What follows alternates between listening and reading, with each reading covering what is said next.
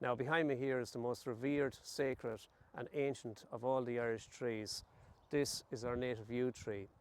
The one behind me here was propagated from cuttings taken from the original one in Florence Court in the 1700s.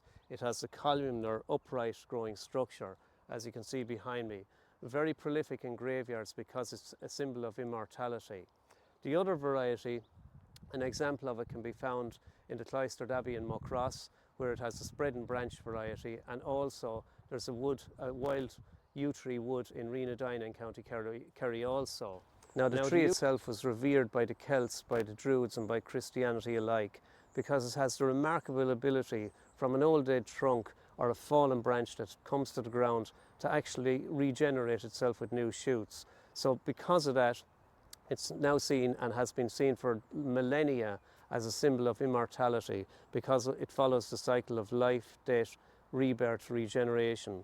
You'll always see it planted in graveyards like this. It's also thought to be a protector of the souls of our loved ones.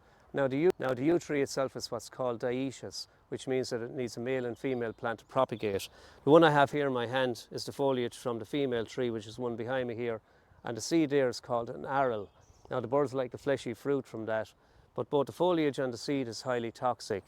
Now the yew tree itself as well, it's a paradox in a way, simply because it's highly toxic, and yet from the bark of the yew tree, the Taxus spicata, they take a compound called taxine, and it's used today in the treatment of many forms of cancer.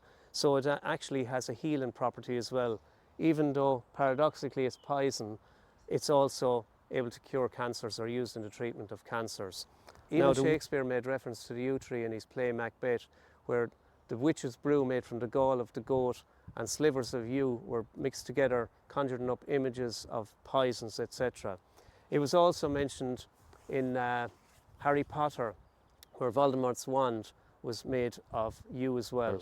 Now this is a sample of the wood from the yew tree. It's a most beautiful timber.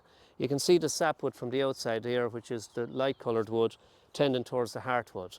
And this material requires huge respect when you're actually going to use it.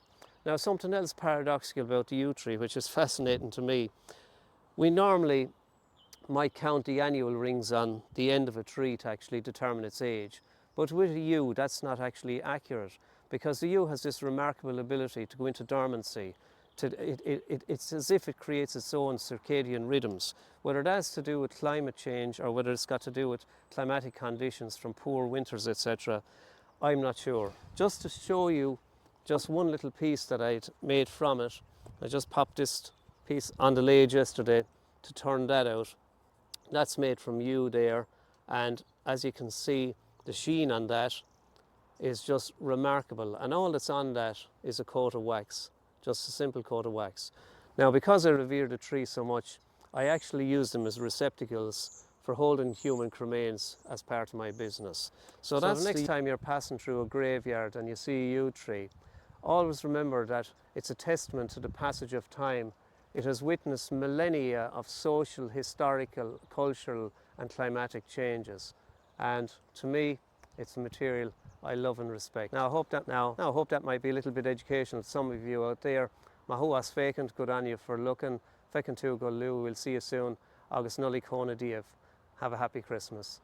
Slán go fóill. Bye for now.